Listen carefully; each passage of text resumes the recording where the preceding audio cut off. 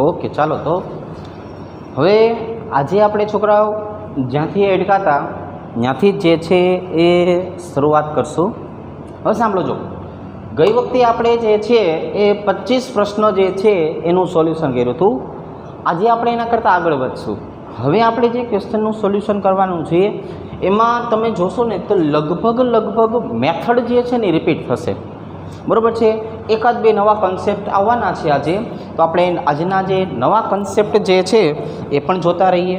સાથે સાથે જે જૂના પ્રશ્નો હતા તો એ જૂના પ્રશ્નોનું કઈ રીતે સોલ્યુશન કરવું એ તો આપણને ખ્યાલ છે।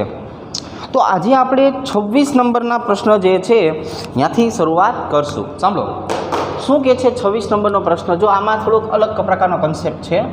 પહેલું કે જો આયોનાઇઝેશન એનર્જી, જેને આપણે આયનીકરણ ઉર્જા કહીએ છીએ, બરાબર છે, એને આઈ વડે પણ દર્શાવવામાં આવે। સોડિયમ માટે એનું મૂલ્ય આપણને આપેલું છે 5.1 ઇલેક્ટ્રોન વોલ્ટ। ઉર્જાનો જે સૌથી મોટો એકમ જે છે એમાં આપણને આપેલું છે। તો હવે સોડિયમ પ્લસની ઇલેક્ટ્રોન પ્રાપ્તિ એન્થાલ્પી કેટલી? હવે આજે છે એનો મતલબ શું થયો એકવાર સમજી લ્યો કે તમારે સોડિયમ જે છે એમાંથી સોડિયમ +1 પ્લસ ઇલેક્ટ્રોન મુક્ત કરવો હોય તો આ જગ્યાએ આપવી પડતી ઉર્જા જે છે એ કેટલી છે? 5.1 ઇલેક્ટ્રોન વોલ્ટ। તો એ જ રીતે હવે હું જો સોડિયમ +1ની વાત કરું અને એને 1 ઇલેક્ટ્રોન આપીને ફરીથી સોડિયમ મારે બનાવવો હોય તો અહીંયા ઇલેક્ટ્રોનને દૂર કરવા મેં આટલી ઉર્જા આપી, તો જ્યારે સોડિયમ પ્લસ ઇલેક્ટ્રોનનો સ્વીકાર કરશે કે નહીં તો સેમ વસ્તુ 5.1 ઇલેક્ટ્રોન વોલ્ટ ઉર્જાનું ઉત્સર્જન કરશે। શું કરવાનું છે? ઉર્જાનું ઉત્સર્જન કરશે। એનો મતલબ એવો થયો કે હવે મારે અહીંયા ઉર્જા જે છે એને દર્શાવવી હોય તો -5.1 એવી દર્શાવવું પડે। એટલે આપણો જવાબ જે છે એ શું આવશે? -5.1। જો આપવી પડતી જેટલી ઉર્જા હતી એટલી જ ઉર્જા જે છે એનું ઉત્સર્જન જે છે એ કરવાનો છે। તો એ ઉત્સર્જન કરે છે એનો મતલબ શું થયો? તો કે એનો મતલબ એવો થઈ ગયો કે તમારે -5.1 ઇલેક્ટ્રોન વોલ્ટ જેટલી ઉર્જા જોવી પડશે, બરાબર છે।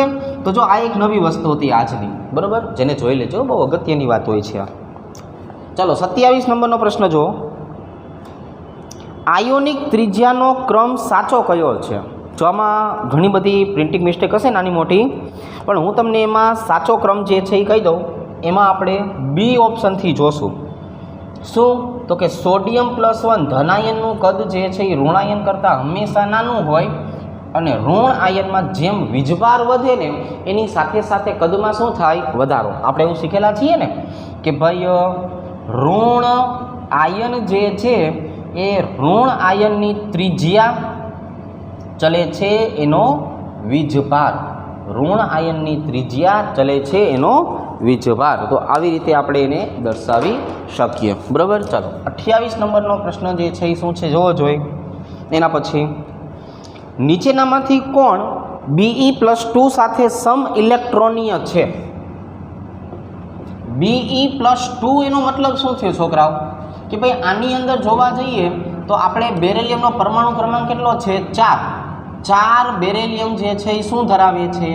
તો કે 4 પ્રોટોન અને 4 ઇલેક્ટ્રોન ધરાવે। પણ હવે જો હું Be+2ની વાત કરું તો આના માટે હું કહીશ કે 4 પ્રોટોન ધરાવે છે પણ ઇલેક્ટ્રોન માત્ર ને માત્ર કેટલા ધરાવે? 2। તો મારે સમ ઇલેક્ટ્રોનીય ગોતવાનું છે, તો સમ ઇલેક્ટ્રોનીય જે છે એ કોની સાથે ભાઈ સંકળાયેલું હોય? 2 ઇલેક્ટ્રોન સાથે। મતલબ મારે એવો ઘટક ગોતવાનો છે કે જેની અંદર જે છે એ ઇલેક્ટ્રોનની સંખ્યા 2 આવેલી હોય। તો લિથિયમ +1 જે છે એની જો હું વાત કરું તો આ 3 પ્રોટોન અને 2 ઇલેક્ટ્રોન ધરાવશે। કારણ કેમ કે લિથિયમ શું કરશે? 1 ઇલેક્ટ્રોનનું ઉત્સર્જન કરશે ને। તો અહીંયા આપણે જોવા જઈએ તો લિથિયમ પાસે કેટલા ઇલેક્ટ્રોન આવેલા હશે? 2। તો લિથિયમ +1 અને બેરેલિયમ આ બંને જે છે એ કેવા છે? સમ ઇલેક્ટ્રોનીય છે। આ બંને જે છે એ કેવા છે? સમ ઇલેક્ટ્રોનીય છે। એટલે એનો મતલબ એવો થયો કે 28માં જવાબ તમારે પસંદ કરવાનો છે લિથિયમ +1, બરાબર છે। તો જોયું, તમે સમજી ગયા? પ્રશ્નનું સોલ્યુશન આપણે જે રીતે લાવશું ને એકદમ સહેલું હોય, એક હમતું મંડી નથી પડવું, સમજતા રહેશું, બરાબર. જો હવે 28 નંબર છે ને, 29 નંબર પણ જો, આર્ગોન, પોટેશિયમ અને કેલ્શિયમમાં સમાન સંખ્યાના ઇલેક્ટ્રોન છે તો તેમની ત્રિજ્યાનો ક્રમ ગોતવાનો છે. સ્વાભાવિક રીતે આપણે ગઈકાલે પણ શીખાતા, બરાબર છે, કે ધન આયન કરતાં તટસ્થ અને તટસ્થ કરતાં ઋણ આયન આની ત્રિજ્યા હંમેશા વધારે જ હશે. તો અત્યારે કોણ, તો કે ભાઈ જેનો વીજભાર વધારે હોય, કેલ્શિયમ +2 કરતાં પોટેશિયમની ત્રિજ્યા વધારે, પોટેશિયમ કરતાં આર્ગોન, આ બધા 18 ઇલેક્ટ્રોન જે છે એ 18 ઇલેક્ટ્રોન ધરાવે છે. કેટલા? 18. એટલે સમ ઇલેક્ટ્રોનીય હોવાની સાથે સાથે જે છે આમની હવે હું ત્રિજ્યાની સરખામણી કરવા જાઉં તો વધારે વીજભાર ધરાવતો, ઓછો વીજભાર ધરાવતો અને તટસ્થ, તો મને ક્રમ આવી રીતનો મળશે, બરાબર. ચાલો 30 નંબરનો પ્રશ્ન, નીચે આપેલા ક્રમમાંથી ગુણધર્મોની સાથે કોણ સુસંગત નથી? મતલબ આપણને આમાં જે છે એ બધાના ગુણધર્મો સરખા નથી જોવા મળતા, ક્યાંક ને ક્યાંક વાંધો પડે છે. ક્યાં વાંધો પડે છે? તો પહેલાંમાં જ મને વાંધો પડે છે. જો બોરોન, એના કરતાં કાર્બન, પછી CN ભેગું નથી હો, કાર્બન નાઇટ્રોજન નોખા છે, અને ઓક્સિજન. આ જે ક્રમ મને આપ્યો છે ને, પ્રથમ આયનીકરણ એન્થાલ્પી માટેનો, તો આ ક્રમ જે છે એ કેવો થયો? તો કે બસ આ જ ક્રમ ખોટો થયો. કારણ આપણે ગવે તો શીખ્યા હતા કે ભાઈ બોરોન કરતાં કાર્બનનું મૂલ્ય વધારે, કાર્બન કરતાં ઓક્સિજન, અને ઓક્સિજન કરતાં કોણ? નાઇટ્રોજન. પ્રથમ આયનીકરણ એન્થાલ્પીનો ક્રમ જો હું ગોતવા જાઉં તો પ્રથમ આયનીકરણ એન્થાલ્પીનો ક્રમ મને આવી રીતનો જે છે એ આવી રીતનો મળે છે. તો હવે તમને સમજણ પડી ગઈ, પહેલો ક્રમ જ ખોટો છે. એટલે સાચો ક્રમ કયો આવશે? બોરોન, કાર્બન, ઓક્સિજન, નાઇટ્રોજન, બરાબર. તો આવી રીતે આપણે એને દર્શાવી શકાય છે. હવે 31 નંબર જે છે એના પ્રશ્નની વાત કરીએ તો જો બાકી બધા ક્રમ સાચા છે. ઇલેક્ટ્રોન પ્રાપ્તિ એન્થાલ્પી જે છે એની જો આપણે વાત કરીએ, જો ઇલેક્ટ્રોન પ્રાપ્તિ એન્થાલ્પી જે છે ને એમાં પણ સેજ જોઈ જ લઈએ, એ પણ ખોટો છે. બી ઓપ્શન પણ ખોટો છે. એમાં સાચો ક્રમ ડાયરેક્ટ લખી દઉં છું હો. આયોડિન કરતાં બ્રોમિન વધારે, બ્રોમિન કરતાં ફ્લોરિન વધારે, અને ફ્લોરિન કરતાં ક્લોરિન વધારે. એમાં આ મેં સાચો જવાબ લખ્યો, એટલે A અને B બંને ખોટા થશે, બરાબર. બાકી બધા જે છે એમાં આપણે જોવા જઈએ તો બાકીના બધા ગુણધર્મો સાચા છે. એટલે આમાં તમે સેજ જોઈ લેજો કે ગુણધર્મ જે છે એ કઈ રીતનો હશે. બે ક્રમ ખોટા છે. 31મો જે છે એવો પરમાણ્વીય ક્રમાંક 114 હોય કે નહીં, તો જો આની એક શોર્ટ ટ્રીક છે. ઉદાહરણ તરીકે સમૂહ નંબર 13થી ચાલુ કરીએ, સમૂહ 14, સમૂહ 15, સમૂહ 16, સમૂહ 17 અને સમૂહ 18. જો આની ટ્રીકથી યાદ રાખજો, નકર ન જ આવડે, સ્વાભાવિક રીતે છે, બરાબર છે. ટ્રીક વગર આ વસ્તુ આવડશે નહીં. સમૂહ 13 કોનો છે? બોરોન. 14 કાર્બન, 15 નાઇટ્રોજન, 16 ઓક્સિજન, આ ફ્લોરિન અને આ નિયોન, બરાબર. હવે અહીંયા જો સમૂહ 13 હોય ને, તેનું છેલ્લું તત્વ હંમેશા 113 જ હોય. સમૂહ 14 હોય ને છેલ્લું તત્વ હંમેશા 114 હોય. સમૂહ 15નું 115, સમૂહ 16નું 116, સમૂહ 17નું 117 અને સમૂહ 18નું આવશે 118. હવે આપણને શું કીધું છે કે પરમાણુ ક્રમાંક આપણો કેટલો છે? 114. તો 114 કયા સમૂહમાં આવશે? કાર્બનવાળા. જો 1 મિનિટમાં જવાબ મળી ગયો, સોરી થોડીક જ સેકન્ડમાં આપણને જવાબ મળી ગયો કે આમાં કાર્બન આવશે. કોણ આવશે? કાર્બન, બરાબર. પણ એમાં છે ને, હું તમને સાચો જવાબ જે છે એ કાર્બન કીધું આપણે, પણ એમાં જે પ્રિન્ટિંગ મિસ્ટેક છે સુધારી દઉં. કાર્બન સમૂહ, પણ અહીંયા આવશે RN, 5F14, 6D10, 7S2, 7P2, બરાબર. ચાલો આવી રીતનું આવશે. હા, થોડુંક એ પણ જોઈ લેજો. પણ અહીંયા RN આવશે, એમની બદલે શું આવશે? RN આવશે. ચાલો નેક્સ્ટ 32 નંબરે જઈએ. મેગ્નેશિયમ, એટલે પહેલાં હું મેગ્નેશિયમની વાત કરું. મેગ્નેશિયમની વાત કરીએ તો મેગ્નેશિયમ માટે શું કહેશું? મેગ્નેશિયમ +2. ચાલો, સાથે પ્રક્રિયા કરી એક આયનીય સંયોજન બનાવે છે. જો એક્સની ભૂમિય અવસ્થાની ઇલેક્ટ્રોન રચના, એટલે એક્સ બરાબર આપણને શું આપેલું છે? 1s2 2s2 અને 2p3. તો આ જે છે એ આપણને નાઇટ્રોજન સમૂહ જે આપેલું કહેવાય. આ ઇલેક્ટ્રોન રચના કોની કહેવાય? નાઇટ્રોજનની. તો એનો મતલબ એવો થયો કે નાઇટ્રોજન શું કરશે? 3 ઇલેક્ટ્રોન સ્વીકારે અને એમાંથી શું બનાવી નાખે?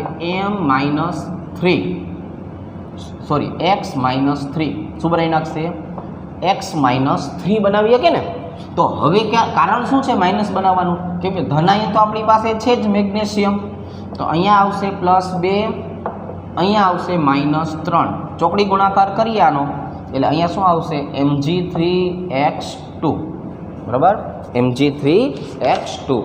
તો હવે આપણી પાસે અહીંયા જે છે એ જોવા જઈએ તો આ અણુસૂત્ર ધરાવતો જે છે એ જવાબ આવશે, જે આપણને ઓપ્શન નંબર જે છે એ એમાં આપેલું છે. હવે 33 નંબરનો પ્રશ્ન છે ને એ પણ જોઈએ. એ થોડોક સમજણવાળો છે. જો સમજો, નીચેના પૈકી કયું તત્વ MF6-3 આયન બનાવી શકતું નથી? નીચેનામાંથી કયું સંયોજન MF6-3, એટલે આ છે ને એક સંકીર્ણ સંયોજન છે, અને સંકીર્ણ સંયોજન બનવા માટેની એક જ શરત કે એની પાસે ડી કક્ષક હોવી જોઈએ. કોઈપણની સંકીર્ણ સંયોજન બનવાની જો પ્રાથમિક શરત આપણે જોવા જઈએ ને છોકરાઓ, તો એની એકદમ પ્રાથમિક શરત શું છે ખબર છે? કે એની પાસે શું હોવું જોઈએ? ડી કક્ષક હોવી જોઈએ. સમજો છો ને? તો હવે હું જો બોરોનની વાત કરું તો બોરોન જે છે તો બીજા ઉર્જા સ્તરમાં જ આવેલો છે, n = 2. એટલે આની ઇલેક્ટ્રોન રચના શું થાય? 1s2 2s2 2p1. અને ઉર્જા સ્તર 2 જે છે એમાં ડી કક્ષક આવેલી નથી. એટલે બોરોનની જો હું વાત કરું તો બોરોન પાસે ડી કક્ષક આવેલ નથી. જો બોરોન પાસે ડી કક્ષક ન આવેલી હોય તો એનો મતલબ એવો થયો કે આવા પ્રકારનું સંયોજન જે છે એ બોરોન પોતે બનાવી શકે નહીં.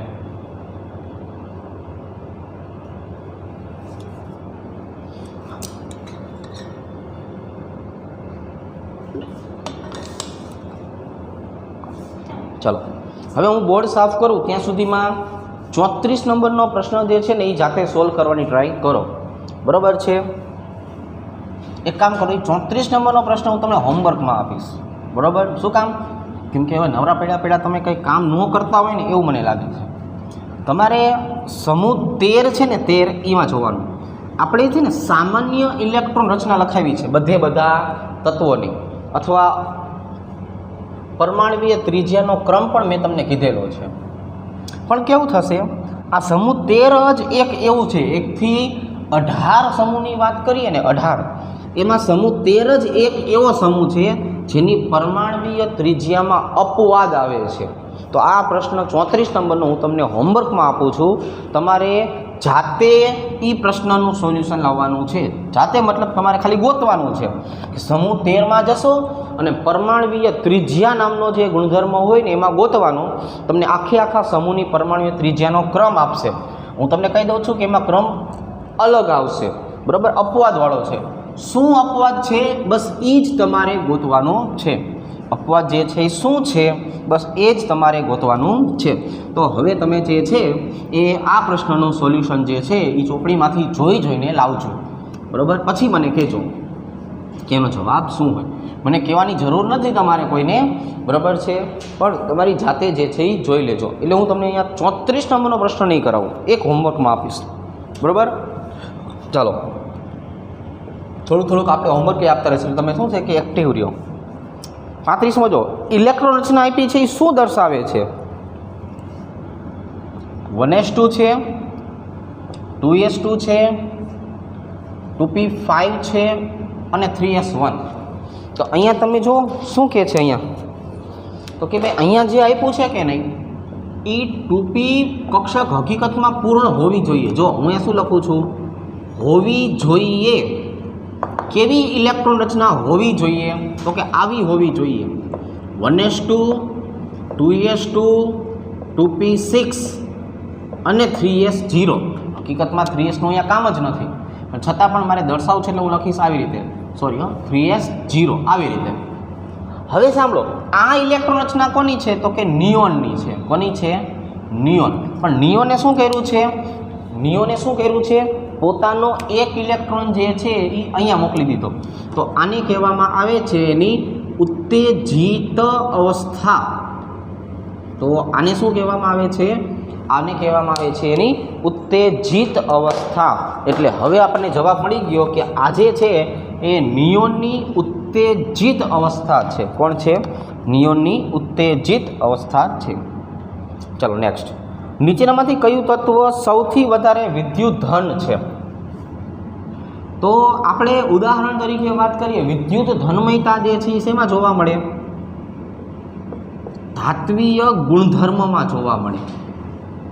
તો ધાત્વીય ગુણધર્મ મતલબ શું થયું? જે સરળતાથી ઇલેક્ટ્રોન મુક્ત કરે છે, અને જો સરળતાથી ઇલેક્ટ્રોન મુક્ત કરે અને એનાથી જે છે એના ઉપર વિદ્યુત ધનમયતા સરળતાથી જોવા મળે, એટલે એમાં મેગ્નેશિયમ આવશે. કોણ આવશે? મેગ્નેશિયમ. મેગ્નેશિયમ જે છે એ સૌથી વધારે વિદ્યુતીય ધન ગુણધર્મ જે છે એ ધરાવે છે. બરાબર? એટલે અહીંયા હું શું લખી નાખું? મેગ્નેશિયમ. ચાલો 37 નંબર. નીચેનામાંથી સૌથી વધારે આયનીકરણ એન્થાલ્પી કોની હશે? તો કે આયનીકરણ એન્થાલ્પી જે છે એ આવર્તમાં જો ડાબી બાજુથી જમણી બાજુ જઈએ તો ઘટે, અને સમૂહમાં ઉપરથી નીચે જાવ તો પણ ઘટે. આવર્તમાં ડાબી બાજુથી જમણી બાજુ જાવ તો વધે, સમૂહમાં ઉપરથી નીચે જાવ તો ઘટે. મતલબ નાનામાં નાનું તત્વ મને બેરેલિયમ એક જ દેખાય છે અહીંયા. તો બેરેલિયમ જે છે BE જે છે એ બી તત્વ જે છે એ આપણને જોવા મળશે, કે જેમાં આપણને જે છે એની આપેલા તત્વોમાંથી વધારે હોઈ શકે. હવે નીચેનામાંથી કયા આયનનું જલીય દ્રાવણ સૌથી વધુ વિદ્યુત વાહકતા દર્શાવે? વિદ્યુત વાહકતા કોણ દર્શાવશે? તો કે જે સરળતાથી આયનીકરણ પામે ને તે. જે સરળતાથી આયનીકરણ પામે. હવે સરળતાથી આયનીકરણ પામવાનો મતલબ શું થયો? તો કે સિઝિયમનું કદ વધારે છે એટલે સિઝિયમ સરળતાથી Cesium+1 બની શકે, એટલે એનું આયનીકરણ સરળતાથી થઈ શકે. તો જેનું સરળતાથી આયનીકરણ થઈ શકે કે નહીં, એવા દરેક ઘટક જે છે એની વિદ્યુતીય વાહકતા હંમેશા કેવી જોવા મળશે? વધારે જોવા મળશે. કેવી જોવા મળશે છોકરાઓ? વધારે જોવા મળે. ખ્યાલ આવી ગયો ને? મતલબ કે હું પાણીમાં નાખું તો સરળતાથી ધન અને ઋણ આયન કોણ બનાવી શકે એની વાત છે અહીંયા. તો સરળતાથી જે છે એ ધન અને ઋણ આયન આ બનાવી શકે છે. ચાલો 39 નંબર. જો આયોડિનની વાત કરીએ છીએ, ફરીથી એક વખત આપણે આના માટે તો શીખેલા જ છીએ. પહેલાં કોણ? ધન આયન. એના કરતાં કદ મોટું કોનું હોય? તટસ્થ. અને એના કરતાં કદ મોટું કોનું હોય? ઋણ આયન. ધન, તટસ્થ અને ઋણ, આ ત્રણ ઘટકો જે છે એ આપણે પહેલાં પણ સમજેલા છીએ, આજે પણ સમજેલા છીએ. બરાબર? પણ આવા પ્રશ્નો તો હવે તમે મારા ખ્યાલથી જાતે જ સોલ્વ કરી શકતા હોવા જોઈએ. નીચેનામાંથી કયા આયનની દ્વિતીય આયનીકરણ એન્થાલ્પી વધારે છે? જો એમાં જવાબ આવશે ક્રોમિયમ. ક્રોમિયમની જો હું વાત કરું ને, તો ક્રોમિયમની ઇલેક્ટ્રોન રચના એક અપવાદવાળી હતી. Argon complete 3d5 4s1. અહીંયા તમે જોશો ને છોકરાઓ, તો છેલ્લો ઇલેક્ટ્રોન 4s1માં છે, એટલે એને કેન્દ્રથી આકર્ષણ એનું કેટલું કહેવાય? ચોથા ક્રમનું. બરાબર? આ કેન્દ્ર છે તો આ પહેલું ઉર્જા સ્તર, બીજો ઉર્જા સ્તર, ત્રીજો ઉર્જા સ્તર, ચોથો ઉર્જા સ્તર. બરાબર? તો અહીંયાથી અહીંયા સુધીમાં ઇલેક્ટ્રોન જે છે એ છેક અહીંયા આવેલો છે, એટલે કેન્દ્રથી અંતર કેવું છે? વધારે. બરાબર છે?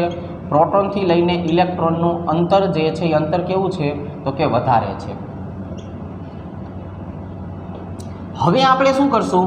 આમાંથી એક ઇલેક્ટ્રોનને દૂર કરશું, એટલે હું ક્રોમિયમ જે છે એને ΔiH1 આપું એટલે શું બની જાય? ક્રોમિયમ+1 વત્તા ઇલેક્ટ્રોન.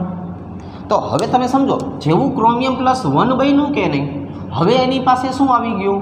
તો કે હવે એની પાસે આવી ગયું આર્ગોન કમ્પ્લીટ 3d5 4s0. તો એનો અર્થ એવો થયો કે હવે આની પાસે ઉર્જા સ્તર માત્ર ને માત્ર કેટલા વધ્યા? 3 જ વધ્યા. તો 1 2 અને 3. તો પહેલાં શું થતું હતું છોકરાઓ? કે ભાઈ પહેલાં જે છે એ આપણી પાસે 4 ક્રમ સુધી હતો, 1 2 3 4. હવે માત્ર ક્યાં સુધી આવી ગયું? 3 સુધી. એટલે પ્રોટોનથી લઈને ઇલેક્ટ્રોનનું અંતર જે છે એ અંતર ઘટે છે. પ્રોટોનથી લઈને ઇલેક્ટ્રોન જે છે એનું અંતર કેવું થાય છે? તો કે અંતર ઘટે છે. હવે જો ઇલેક્ટ્રોનનું અંતર ઘટતું હોય તો શું થાય? તો કે પ્રોટોનથી ઇલેક્ટ્રોનનું અંતર ઘટતું હોય તો સ્વાભાવિક રીતે હવે જ્યારે હું આના માટે ΔiH2 આપીશ અને ક્રોમિયમ +2 ઇલેક્ટ્રોન બનાવીશ કે નહીં, તો તમને હું કહી દઉં આવું થશે. ΔiH1 કરતાં ઘણી બધી ઉર્જા જે છે એ ΔiH2માં જોવા મળશે. શું જોવા મળશે? ΔiH1 છે ને એના કરતાં ઘણી બધી ઉર્જા ΔiH2માં જોવા મળશે. ખ્યાલ આવી ગયો? તો આટલો ફેરફાર એમાં આપણને જોવા મળશે. ચાલો હવે 41 નંબરનો પ્રશ્ન જોઈએ. નીચેનામાંથી કઈ જોડ ઉભય ગુણધર્મી હાઇડ્રોક્સાઇડની છે? હું તમને કુલ ઉભય ગુણધર્મી આપી દઉં. એલ્યુમિનિયમ હાઇડ્રોક્સાઇડ, બેરિલિયમ હાઇડ્રોક્સાઇડ અને ઝિંક હાઇડ્રોક્સાઇડ. આ ત્રણ જે છે કે નહીં, ત્રણ એ ઉભય ગુણધર્મી હાઇડ્રોક્સાઇડ છે. આ ત્રણમાંથી આપણને બે ભેગા ક્યાં આપ્યા છે? તો કે ઓપ્શન નંબર ડી ની અંદર મને બેરિલિયમ અને ઝિંક આપેલા છે. હવે આપણે એ પણ કહી દઈએ કે ઉભય ગુણધર્મી હાઇડ્રોક્સાઇડ જે છે, ઘણી વખત હાઇડ્રોક્સાઇડની બદલે ઓક્સાઇડ પણ આપેલું હોય. બંને મતલબ સરખો જ થાય. તમે ઓક્સાઇડમાં પાણી નાખો ને એટલે હાઇડ્રોક્સાઇડ બની જાય. બરાબર છે? ઓક્સાઇડ જે છે એ ઓક્સાઇડ પાણી સ્વીકારે કે નહીં, એટલે એનું રૂપાંતર શેમાં થઈ જવાનું? હાઇડ્રોક્સાઇડમાં થઈ જવાનું છે. તો ઓક્સાઇડ આપેલું હોય કે હાઇડ્રોક્સાઇડ આપેલું હોય, ડઝન્ટ મેટર, એનાથી કોઈ જ ફેર પડવાનો નથી. પણ ફેર શું પડે છે તો એ સમજવાનો છે.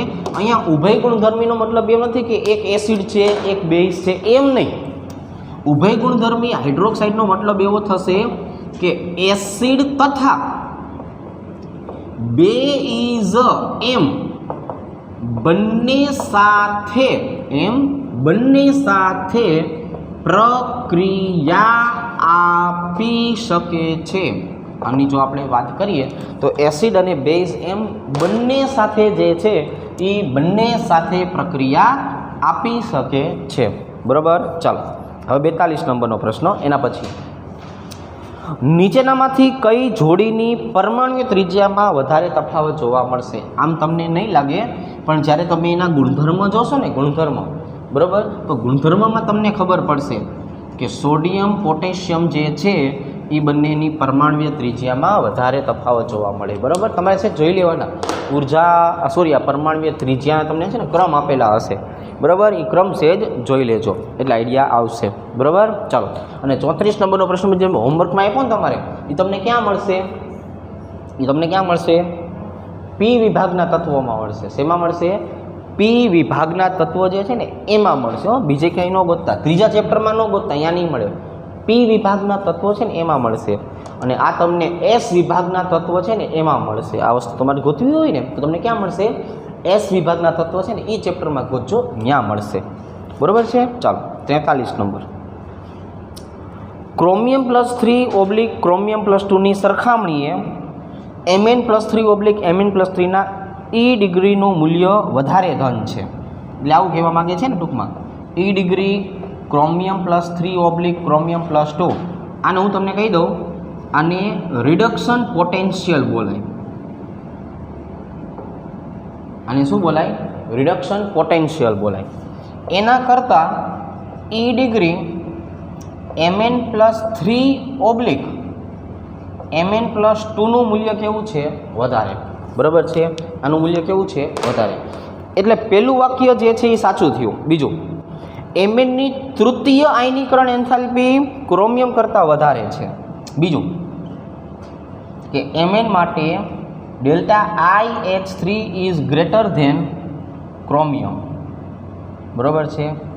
કે ક્રોમિયમ જે છે એની જો ΔiH3ની હું વાત કરું, આવી રીતે લખાય કે ΔiH3ની જો આપણે વાત કરીએ તો Mnનું મૂલ્ય ક્રોમિયમ કરતાં વધારે છે. બંને વાક્ય જે છે કેવા છે? સાચા. પણ આને એકબીજા સાથે કોઈ સંબંધ નથી. આ વાક્ય સાચું છે, આ વાક્ય પણ સાચું છે, પણ એકબીજાની સમજૂતી નથી. બરાબર છે? વાક્ય સાચા છે બંને, પણ બંને વાક્યમાં એકબીજાની સમજૂતી જે છે એ સમજૂતી આપતા નથી. બરાબર છે? ચાલો જોઈ લઈએ. બરાબર? પેજ નંબર 2 હું લખી દઉં છું અહીંયા.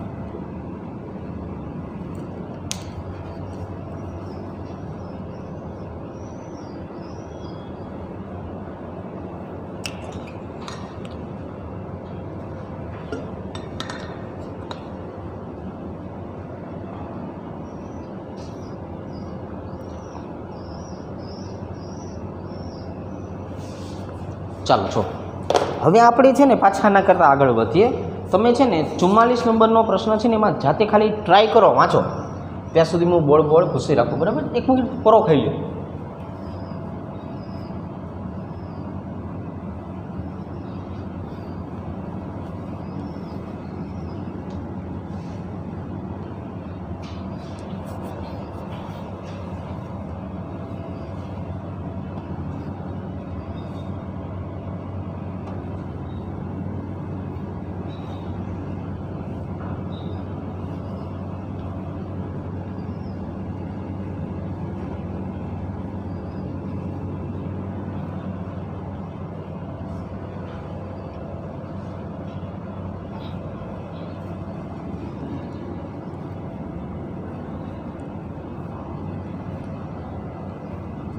ચાલો પાછા આગળ વધીએ છીએ છોકરાઓ.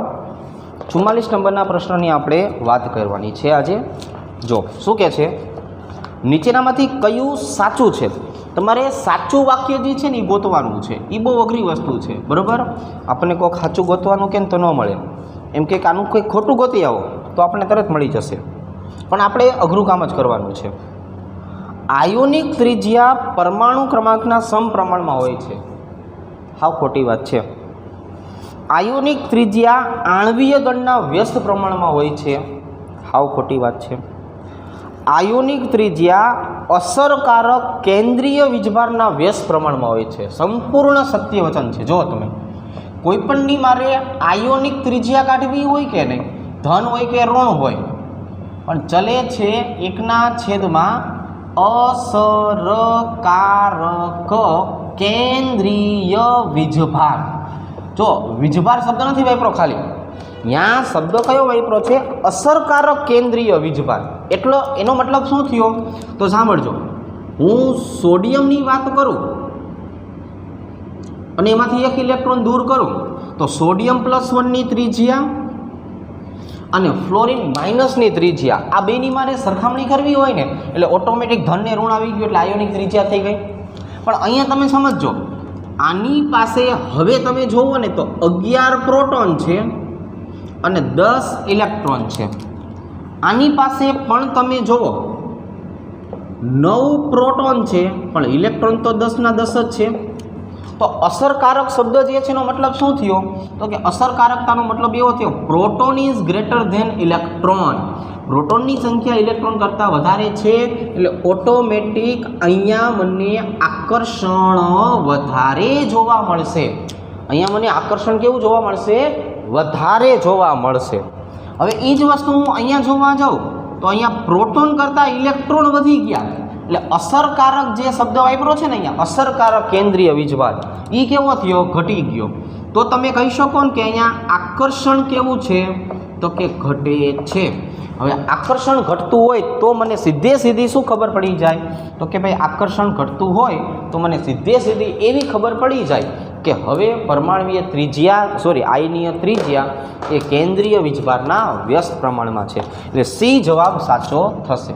બરાબર. 45મો પ્રશ્ન જો, એક ધાતુના ફોસ્ફેટનું સૂત્ર આવવું હોય તો ક્લોરાઇડનું સૂત્ર શું થાય? હવે જો મને એમની નથી ખબર પણ એચની ખબર છે કે H+1 હોય અને ફોસ્ફેટ આયનની પણ ખબર હોય કે ફોસ્ફેટ આયન -3 હોય. તો હવે મારે આનું સંતુલન કરવું હોય કે નહીં, -3 + 1 તો મને ઓટોમેટિક આ કેટલો મળી જાય? +2 મળી જાય. આ ઓટોમેટિક મને કેટલો મળી જાય? +2 મળી જાય. તો હવે મારે શું કરવાનું? +2 અહીંયા રાખવાના. હવે ક્લોરાઇડ લઈ આવવાનું, તો ક્લોરાઇડ તો -1 જ હોવાનું.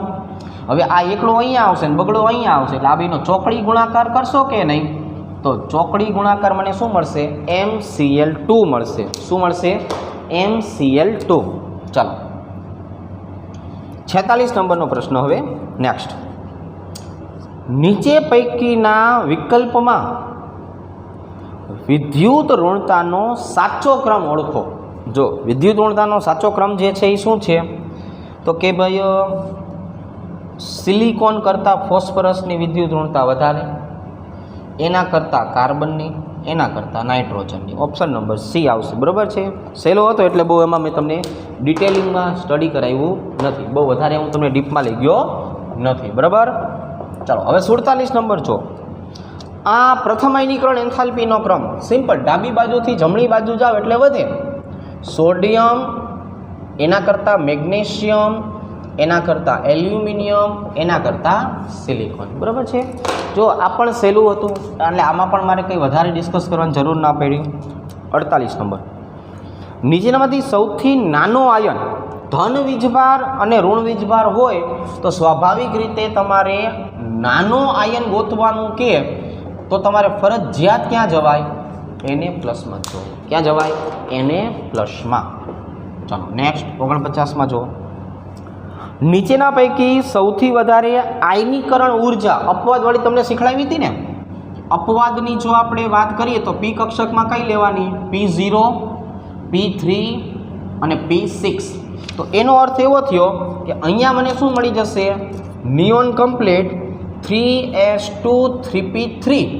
અહીંયા મને જે છે એ 3p3 મળે છે.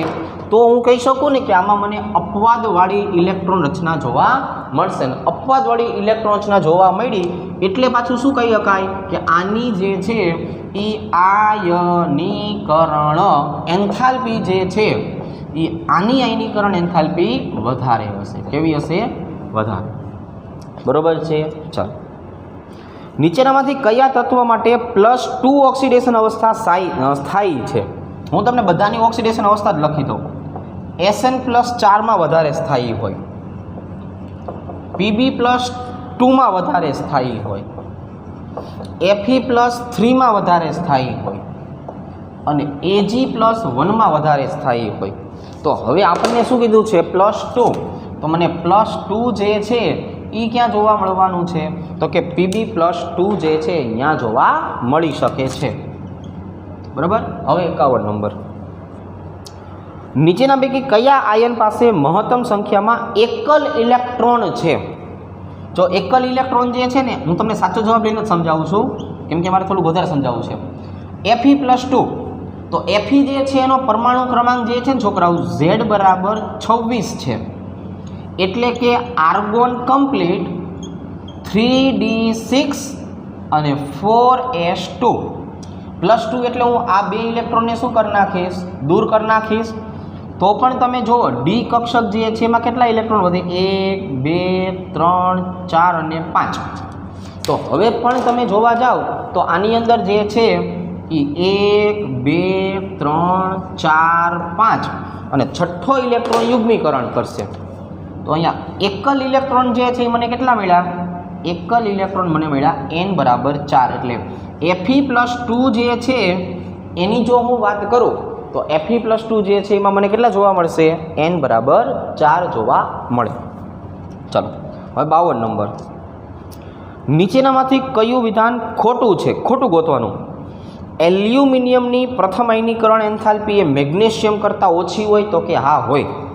હવે એ જ વસ્તુ નીચે આપેલી છે કે મેગ્નેશિયમની દ્વિતીય આયનીકરણ એન્થાલ્પી એ એલ્યુમિનિયમની દ્વિતીય આયનીકરણ એન્થાલ્પી કરતાં વધારે છે. સોડિયમની હકીકતમાં મેગ્નેશિયમ જે છે ને, મેગ્નેશિયમ એની દ્વિતીય આયનીકરણ એન્થાલ્પીની આપણે વાત કરીએ, બરાબર છે, તો એના કરતાં એલ્યુમિનિયમનું મૂલ્ય વધારે હોવાનું છે. સોડિયમની પ્રથમ આયનીકરણ એન્થાલ્પી એ મેગ્નેશિયમની પ્રથમ આયનીકરણ એન્થાલ્પી કરતાં ઓછી છે, એ પણ સાચું. મેગ્નેશિયમની તૃતીય, મેગ્નેશિયમમાં ક્યારે પણ તૃતીય આવશે નહીં. એટલે આપણે ચલો બી વાક્ય વાંચ્યું હતું ને, એ બી વાક્ય જ કેવું થશે? ખોટું. બરાબર. એટલે અહીંયા જવાબ કયો આવશે? ખોટા વાક્ય તરીકે બી. આયોનિક ત્રિજ્યાનો ક્રમ આપ્યો છે. ઋણ આયનની ત્રિજ્યા ઓલવેઝ ગ્રેટર ધેન હોય. જેટલો ઋણ વીજભાર વધતો જશે સાથે સાથે એની ત્રિજ્યા જે છે એ પણ કેવી થતી જશે? તો કે એની ત્રિજ્યા જે છે એ વધતી જવાની છે. બરાબર. ચાલો 54 નંબરનો પ્રશ્ન જે છે એની વાત કરીએ. આયનીકરણ એન્થાલ્પીનો સાચો ક્રમ. એક જ સમૂહ આપેલો છે, સમૂહ નંબર 2. તો સમૂહ 2માં શું હોય? Beryllium, magnesium, calcium. ઉપરથી નીચે તરફ જાવ તો આયનીકરણ એન્થાલ્પી ઘટે. અને ઘટે એટલે આપણને સીધો ક્રમ મળી જશે બેરિલિયમ, મેગ્નેશિયમ અને કેલ્શિયમ. બરાબર છે. ચાલો 55 નંબરની વાત કરીએ. આવર્ત કોષ્ટકમાં S વિભાગનો તત્વ જે છે એસ વિભાગ, તો એસ વિભાગ જે છે એ પ્રથમ સમૂહના આવશે. શેમાં આવશે? પ્રથમ. એટલે અહીંયા મને મળશે IA અને II. આનો મતલબ એવો થયો આ પહેલો સમૂહ, આ બીજો સમૂહ. હવે એને આપણે નામ બદલીને શું કહી દીધું છે? S1 S2 અથવા પહેલો અને બીજો. બરાબર છે. હવે જૂના નામ જે છે એ આની બદલીને આપણે શું કરી નાખ્યા છે? તો કે ભાઈ આની બદલીને હવે S1 S2 અથવા 1 or 2 નામ આપી દીધા છે. પણ એસ વિભાગ માટે જવાબ આવશે આ. 56 નંબર, નીચેના પૈકી કયો સેટમાં આઇસો ઇલેક્ટ્રોનીય ઘટકો છે? આઇસો ઇલેક્ટ્રોનીય એનો મતલબ થાય જેમાં ઇલેક્ટ્રોનની સંખ્યા સરખી હોય ને એવા. બરાબર છે. જેમાં ઇલેક્ટ્રોનની સંખ્યા કેવી હોય? સરખી હોય ને તે. હવે જો ઉદાહરણ તરીકે આપણે કહીએ તો આની અંદર જે છે એ 7 ઇલેક્ટ્રોન હતા, 3 સ્વીકાર્યા. તો એનો મતલબ આની પાસે કેટલા ઇલેક્ટ્રોન આવી ગયા? 10. સોરી, આમ લખતા શીખડાવું. 7 + 3 બરાબર 10. આની પાસે 9 ઇલેક્ટ્રોન હતા, 1 ઇલેક્ટ્રોન સ્વીકાર્યો, એટલે કેટલા થઈ ગયા? 10. પણ આની પાસે 11 હતા, 1 ગુમાવ્યો, એટલે કેટલા થઈ ગયા? તો કે એટલે થઈ ગયા 10.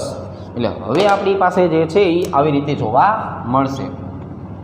ચાલો 57 નંબરનો પ્રશ્ન, નીચેના પૈકી કયા આયનની આયોનિક ત્રિજ્યા સૌથી વધારે છે? સ્વાભાવિક રીતે ઋણ વીજભાર જ્યાં વધે ત્યાં આપણને મૂલ્ય વધારે જોવા મળશે. બરાબર, ક્રમ લખી દઉં, જાતે નક્કી કરો. હવે કંઈક તો કરો હાથે.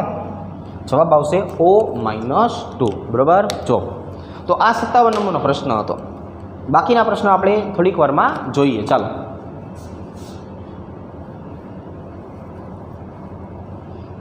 58 નંબરનો પ્રશ્ન પણ સેમ વસ્તુ દર્શાવે છે. સમ ઇલેક્ટ્રોનીય સ્પીસીસ અથવા આઇસો ઇલેક્ટ્રોનીય સ્પીસીસ જે તમારે નામ આપવું હોય તે. તો એ તમે એના પછીનામાંથી ગોતો જોઈ.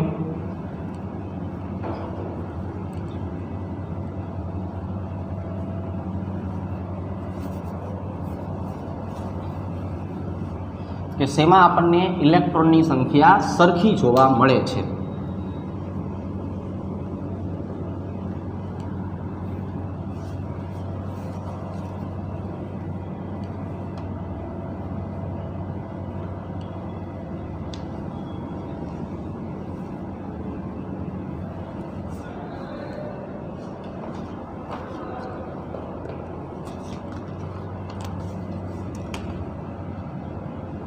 ચાલો નેક્સ્ટ ક્વેશ્ચન જોઈએ. 58 નંબરનો પ્રશ્ન છે ને એમાં જો શું કહે છે? આઇસો ઇલેક્ટ્રોનિયમ, હું લખી દઉં બધા માટે, પોટેશિયમ, કેલ્શિયમ, સ્કેન્ડિયમ અને ક્લોરિન, બધામાંથી આપણે જોઈ લઈએ. જો પોટેશિયમ જે છે એનો મતલબ શું થયો? 19 ઇલેક્ટ્રોન હતા, 1 ગુમાવ્યો એટલે 18. 20 હતા, 2 ગુમાવ્યા એટલે 18. 21 હતા, 3 ગુમાવ્યા એટલે 18. 17 હતા, 1 મેળવો એટલે 18. તો આનો મતલબ શું થઈ ગયો કે ધનાયન અને ઋણાયન સમિલેક્ટ્રોનીય ક્યારે થઈ શકે? ઇલેક્ટ્રોનની લેવડ દેવડ કરવાથી. બરાબર. ચાલો હજી પછી પણ એવો જ આપ્યો છે, સમ ઇલેક્ટ્રોનીય ઘટકોનો સેટ. તો નથી એવો શબ્દ વાપરો છે, નથી એવો. જોવો જોઈએ, ફોસ્ફરસ, સલ્ફર, ક્લોરિન વાળો, તો કે હા છે. બરાબર છે. હકીકતમાં જોવા જઈએ હું તમને બી અને સી સોલ્વ કરાવું. બરાબર છે. જેમાં બીમાં છે, સીમાં નથી.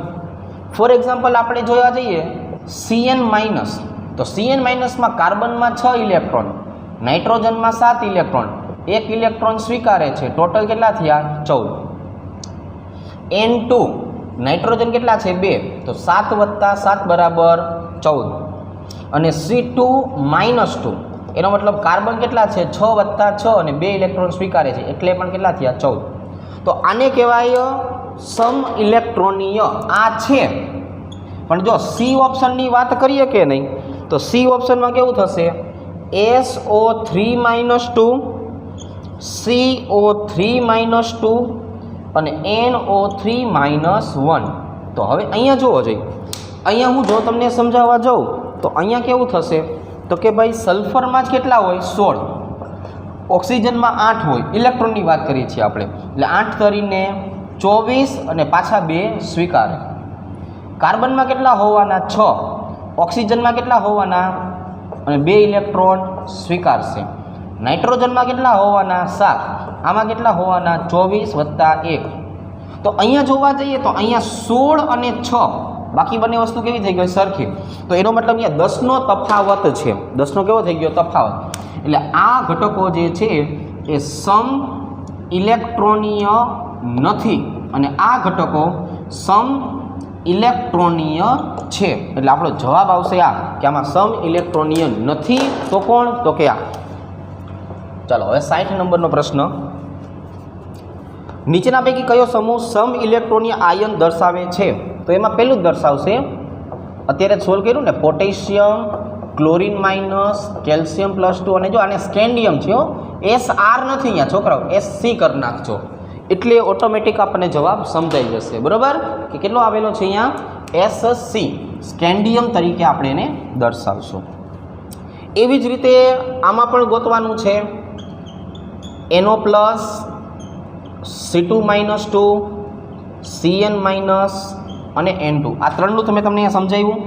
આ NO+ની વાત કરીએ તો નાઇટ્રોજનમાં 7, ઓક્સિજનમાં 8, પણ 1 ઇલેક્ટ્રોન કેવો થશે? ગુમાવશે. એટલે ઓટોમેટિક કેટલા થઈ ગયા? 14. આ બધા તો 14 ઇલેક્ટ્રોન ધરાવે છે જ. એટલે આ પણ કેવા થઈ ગયા? સમ ઇલેક્ટ્રોનીય છે.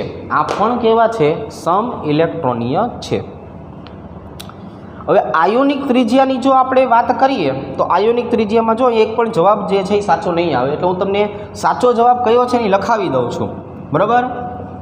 બેરિલિયમ +2નું કદ સૌથી નાનું, એના કરતાં આવશે લિથિયમ +1નું મોટું, એના કરતાં મેગ્નેશિયમનું મોટું અને એના કરતાં સોડિયમનું મોટું. બરાબર છે. આવી રીતે આજે મેં તમને દર્શાવ્યું કે નહીં, આ બંને જે છે એ આવર્ત નંબર 2ના સભ્યો છે અને આ બંને જે છે એ આવર્ત 3ના. એટલે ઉપરથી તમે નીચે જાઓ એટલે કદ તો વધે જ. તે વધેલા કદમાં પછી શું જોવાનો? વધેલા કદમાં પછી વીજભાર જોવાનો. બરાબર. જો 63 નંબરનો પ્રશ્ન જુઓ. આયનીય ત્રિજ્યાનો ઉતરતો ક્રમ ઘણી બધી વખત રિપીટ થયો છે એટલે ડાયરેક્ટ લખી શકાય. O-2, F-1, સોડિયમ +1, મેગ્નેશિયમ +2 અને એલ્યુમિનિયમ +3. બરાબર. ઘણી બધી વખત રિપીટ થયો છે. 64મો પણ તમે જો, આમાં પણ તમને ઇલેક્ટ્રોન પ્રાપ્તિ એન્થાલ્પીની વાત કરીને તો બધા જ હેલોજનનો પરમાણુ ક્રમાંક આપ્યા છે. આપણે ક્યાંય પરમાણુ ક્રમાંકની જરૂરત છે? આપણને ખબર જ છે કે સૌથી મોટું ક્લોરીન, પછી ફ્લોરિન, પછી બ્રોમિન, પછી આયોડિન. સી ઓપ્શન આપણો જવાબ થઈ જ જવાનો છે. પરમાણુ ક્રમાંકની પણ આપણે જરૂર નથી. ચાલો 65 નંબરનો પ્રશ્ન. અહીંયા પણ તમને આયોનિક ત્રિજ્યાનો ક્રમ ફરીથી રિપીટ થાય છે. જેટલો વીજભાર વધારે એટલું જ એનું કદ કેવું થઈ જાય? ઓછું. બરાબર છે. તો હવે તો આપણને આ આઈડિયા આવી જવો જોઈએ ને. આટલા બધા MCQ આપણે આ જ સોલ્વ કર્યા છે. આપણને હવે પ્રથમ આયનીકરણ એન્થાલ્પીને ચડતા ક્રમમાં ગોઠવવાનું કીધું છે. તો જોવો જોઈએ કયા કયા લેશું આપણે. તો કે ભાઈ અહીંયા આપણને જે છે એ બેરિયમ, કેલ્શિયમ, સિલેનિયમ, સલ્ફર અને આર્ગોન આપેલા છે. તો આ બધાની વાત કરીએ તો બેરિયમ જે છે એ સૌથી નીચે આવે. ઉપરથી નીચે જઈએ એમ શું થતું જાય? તો કે ભાઈ ઉપરથી કદ વધે ને આયનીકરણ એન્થાલ્પી ઘટે. એના કરતાં મોટું કોણ આવી જાય? કેલ્શિયમ. કેલ્શિયમ કરતાં કોણ વધારે? સિલેનિયમ. સિલેનિયમ કરતાં સલ્ફર અને સલ્ફર કરતાં આર્ગોન. બરાબર છે. તો આપણને આ ક્રમ પ્રથમ આયનીકરણ એન્થાલ્પી માટે મળે. હવે જોવો જોઈએ અહીંયા તમને છે ને મૂલ્ય આપ્યા છે. N-3 સૌથી મોટું, એના પછી O-2 અને એના પછી F-. તો સૌથી મોટી કિંમત કઈ છે? એ નાઇટ્રોજનને આપી દો. એના કરતાં નાની કિંમત કઈ છે?